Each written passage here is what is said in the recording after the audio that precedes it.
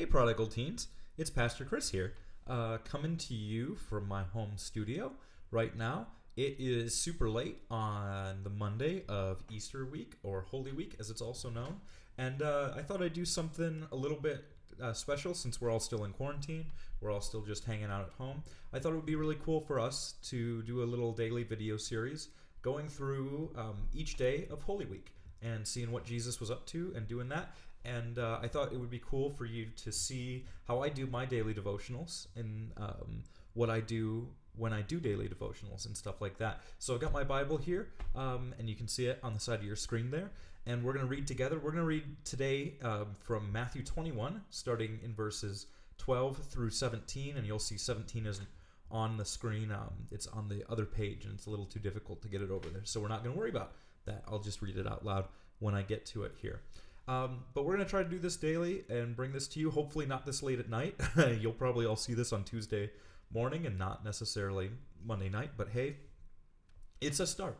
So, without any further thing, let's dive into it here. So the first thing I always like to do whenever I'm reading anything, any book of the Bible, is I like to do get some background information on whatever book it is. And you may feel like, well, Chris, I'm not you. I couldn't possibly know all these things or do all these things or know these things about these books. But, the reality is it's really easy nowadays to learn stuff. You can just Google it on the internet. So what I like to do if I don't know something about a book or if I need to know more information about a book, I take a Google real quick and I Google intro to whatever book I'm studying. So like today I would Google intro to Matthew and just, some basic stuff about Matthew, what I do know about Matthew. It's written by the disciple that followed Jesus around.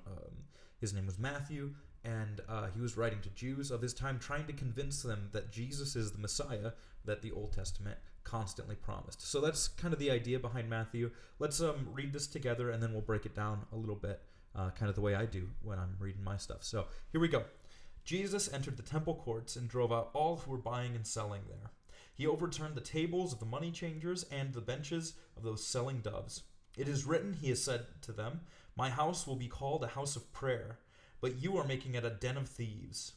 The blind and the lame came to him at the temple, and he healed them. But when the chief priests and the teachers of the law saw the wondrous things that he did, and the children singing in the temple courts, "Hosanna, son of David," they were indignant. "Yes," replied Jesus. Backing up a little bit. "Do you hear what these children are saying?" they asked him. "Yes," replied Jesus. "Have you never read, 'From the lips of children and infants, you, Lord, have called forth your praise'?" And he left them and went out to the city, to Bethany, where he spent the night. Okay, so this is Monday of Easter week, the week where Jesus is going to get crucified on Friday. And we know right before this, he has his what's called his triumphal entry on Sunday when he comes into Jerusalem riding a donkey and everybody's laying palm branches down. We call it Palm Sunday now. And they're singing, "Hosanna, Hosanna," and they're shouting and they're all really excited.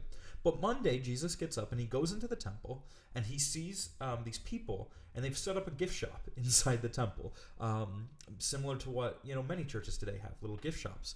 And they're selling things. And specifically, it mentions they're selling doves. And one of the things that we know about doves, or we know about doves and in correlation to Jewish history in the temple, is that Jews would have to sacrifice doves, or if they were really poor, pigeons, to God at the temple to atone for sins that they had done, right? And so here, when we see this, we should really stop and go, "Oh, why are they selling doves? Why is Jesus so angry about them selling doves at the temple?" Right?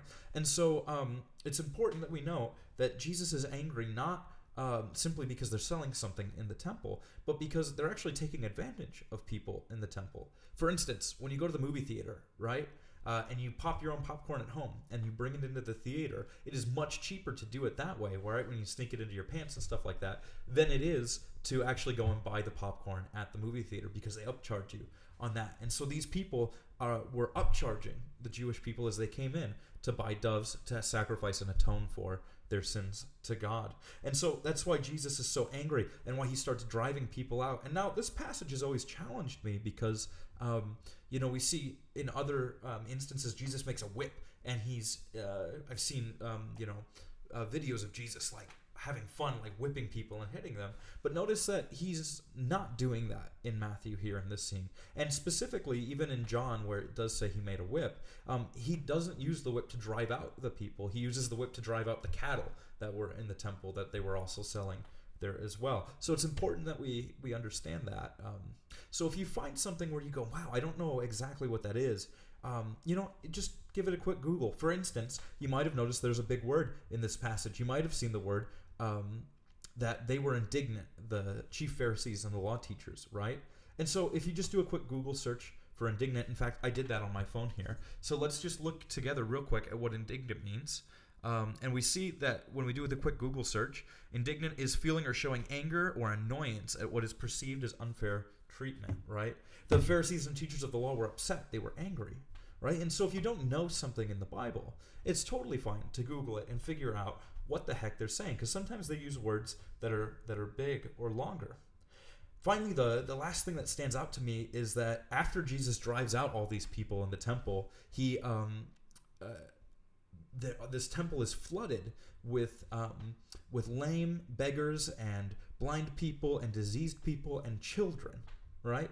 And the children are singing Hosanna, and that's what makes the Pharisees so angry and so mad at Jesus, right?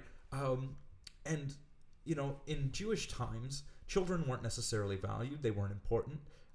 They didn't hold much weight in Jewish society. And so having all these sick, blind, diseased people and then children there is really upsetting to the Pharisees, and they're really angry about it. And so we see that Jesus prefers to identify with people that are perceived as vulnerable or marginalized or worthless in society than he does like the chief teachers of the law. Remember, Jesus is actually part of the Pharisaical group. He actually was a Pharisee at the time, and so he could have been welcomed in and sat at the best seat in the temple, and he could have had all the respect that all the other Pharisees commanded, and yet he chose to hang out with sinners and sick people and children, right? And that's the God we serve, the God who loves the most vulnerable. Hey, I'm going to hop off here because I said that this was going to be a short little devotional. Look tomorrow on our YouTube channel for another quick devotional on Jesus' life. On Tuesday, we're going to walk through what he did on Tuesday really quick. Check that out. Subscribe to this channel if you would. Ring that bell for notifications so you know when we post. And I will see you guys tomorrow. Goodbye.